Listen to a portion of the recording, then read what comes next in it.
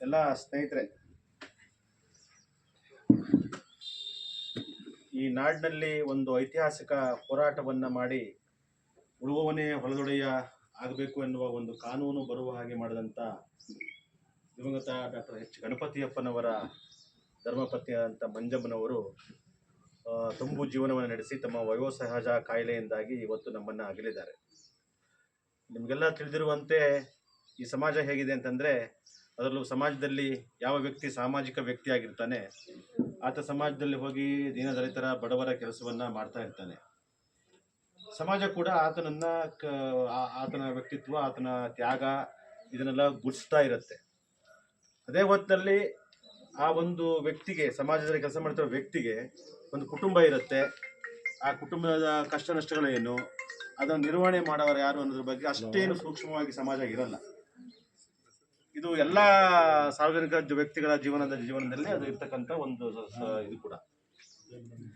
ಅದೇ ರೀತಿಯಲ್ಲಿ ಗಣಪತಿಯಪ್ಪನವರು ಒಬ್ಬ ಸ್ವಾತಂತ್ರ್ಯ ಹೋರಾಟಗಾರರಾಗಿ, ಕಾಗೋಡು ಗೇಣಿ ಹೋರಾಟದ ರೂವಾರಿಯಾಗಿ, ಅದೊಂದು ಕಾನೂನು ಬರುವ ಉದ್ದೇಶದಿಂದ ಸ್ವಾತಂತ್ರ್ಯ ಹೋರಾಟದಲ್ಲಿ ಹಲವಾರು ಬಾರಿ ಜೈಲಿಗೆ ಹೋಗಿ, ಈ ಹೋರಾಟದಲ್ಲಿ ಜೈಲಿಗೆ ಹೋಗಿ ನಿರಂತರವಾಗಿ ಸಾರ್ವಜನಿಕ ಜೀವನದಲ್ಲಿ ತೊಡಗಿಸಿಕೊಂಡಂಥ ಗಣಪತಿಯಪ್ಪನವರ ಒಂದು ಹೋರಾಟದ ಕಿಚ್ಚಿನ ಹಿಂದೆ ಇದ್ದಿದ್ದು ನಿಜಕ್ಕೂ ಅವರ ಧರ್ಮಪತ್ನಿಯಾದಂಥ ಮಂಜಮ್ಮನವರು. ಮಂಜಮ್ಮನವರನ್ನು ಬಲ್ಲವರೆಲ್ಲರೂ ಕೂಡ ಎಲ್ಲರೂ ಇದ್ದಾರೆ. ನಾವು ಅವರ ಒಂದು ಈ ವಯೋಸಹಜವಾದ ಸಾವಿಗೆ ಒಂದು ಗೌರವಯುತವಾದಂಥ ಶ್ರದ್ಧಾಂಜಲಿಯನ್ನು ಅರ್ಪಿಸುವುದು ನಮ್ಮೆಲ್ಲರ ಜವಾಬ್ದಾರಿ ಕೂಡ.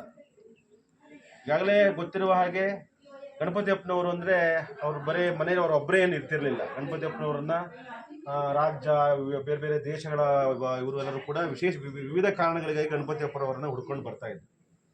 ಹುಡ್ಕೊಂಡು ಬಂದಾಗ ಏನು ಕುಟುಂಬ ಅಂದಮೇಲೆ ಕೃಷಿ ಕುಟುಂಬ ಅಂದರೆ ಕೆಲವರು ಗದ್ದೆಗೆ ನಾಟಿ ಮಾಡೋಕ್ಕೆ ಹೋಗಬೇಕು, ಗದ್ದೆ ಕೆಲಸಕ್ಕೆಲ್ಲ ಹೋಗಬೇಕು. ಆದರೆ ಮಂಜಮ್ಮನವರು ಅವೆಲ್ಲವನ್ನು ಮಾಡ್ತಾನೆ ಗಣಪತಿಯಪ್ಪನವರ ಒಂದು ಹೋರಾಟಕ್ಕೆ ಬಂಡೆಗಳನ್ನ ಥರ ನಿಂತು ಅವರು ಕೆಲಸ ಮಾಡಿದ್ದನ್ನು ನಾವೆಲ್ಲ ಗಮನಿಸಿದ್ದೀವಿ. ಗಣಪತಿಯಪ್ಪನವ್ರ ಜೊತೆಗೆ ಯಾವುದಾದ್ರು ವಿಷಯ ಚರ್ಚೆ ಮಾಡಲು ಬಂದರೆ, ಯಾವುದಾದ್ರು ಕಾರ್ಯಕ್ರಮಕ್ಕೆ ಆಹ್ವಾನ ಕೊಡ್ಲಿಕ್ಕೆ ಬಂದರೆ, ಗಣಪತಿಯಪ್ಪನವರು ಮಾತಾಡ್ತಾ ಇರುವಾಗ ಗಣಪತಿಯಪ್ಪನವರ ಪತ್ನಿ ಮಂಜಮ್ಮನವರು ಭಾಳ ಸಂತೋಷದಿಂದ ಮಾತನಾಡಿಸಿ ಏನು ಕಾರ್ಯಕ್ರಮ, ಎಂಥ ಕಾರ್ಯಕ್ರಮ ಎಲ್ಲ ಕೇಳ್ಕೊಂಡ್ಬಿಟ್ಟು, ಅದು ತಿಂಡಿ ಟೈಮಿಗೆ ಬಂದರೆ ತಿಂಡಿ ಕೊಟ್ಟು, ಕಾಫಿ ಟೈಮ್ ಬಂದರೆ ಕಾಫಿ ಕೊಟ್ಟು, ಊಟ ಟೈಮ್ ಬಂದರೆ ಊಟ ಕೊಟ್ಟು, ಆ ಥರದ ಅಕ್ಕರೆಯನ್ನು ತೋರಿಸಿದಂಥ ಮಹಾನ್ ತಾಯಿ ಮಂಜಮ್ಮನವರು. ಅಂಥ ಮಂಜಮ್ಮನವರ ನಮ್ಮ ಬಲ್ಲವರ ನಾವೆಲ್ಲರೂ ಕೂಡ ನಮ್ಮ ಮಾಜಿ ಶಾಸಕರಾದಂಥ ಸ್ವಾಮಿರಾಯರು ಬಂದಿದ್ದಾರೆ, ನಮ್ಮ ಗಣಪತಿಯಪ್ಪನವರ ನಿಕಟವರ್ತಿಯಾದಂಥ ಶಿವಾನಂದ ಕುಬ್ಬಿಯವರು ಬಂದಿದ್ದಾರೆ, ಹೂವಣ್ಣವರು ಬಂದಿದ್ದಾರೆ, ತೀರಾ ಶ್ರೀನಿವಾಸ, ಈಶ್ವರ ನಾಯಕರು, ಹೀಗೆ ಹಲವಾರು ಜನ ನೀವೆಲ್ಲ ಬಂದಿದ್ದೀರಿ.